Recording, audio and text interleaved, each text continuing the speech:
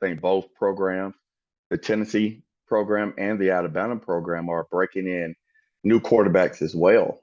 So we're not going into a Bryce Young at Alabama type situation or experienced quarterback like Joe Milton. And he wasn't the best at Tennessee, but he was an experienced quarterback. So we're going to go in there with the same, or Gunner's going to have even more game experience than those guys. Is it really that hard to be the best quarterback on the road at Tennessee on that particular Saturday? I mean, let's face it.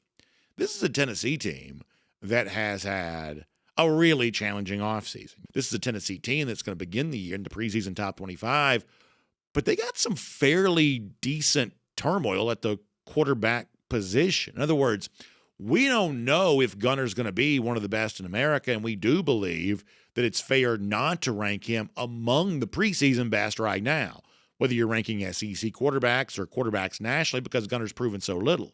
But once again, is it that hard to be the better quarterback with whoever Tennessee trots out on that particular Saturday? I would say that's potentially kind of a fairly low bar to cross.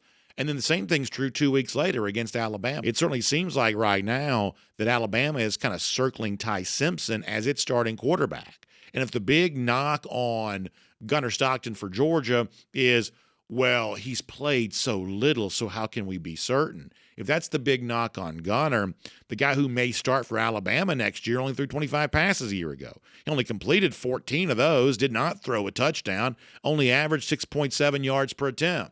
This is a guy who played very little, and the football he did play was undistinguished. That's the Alabama quarterback. So once again, and I do realize he'll have Ryan Williams, the former 17-year-old, at his disposal, but if you make this just a comparison between quarterbacks, is it that hard to imagine that much the same way that Gunner could outplay whoever starts at quarterback for Tennessee, all of a sudden Gunner Stockton 2 weeks later could also outplay whoever starts for Alabama, given that Gunner will be at home and the guy that Alabama's playing has essentially as little experience coming into the year that Gunner Stockton has?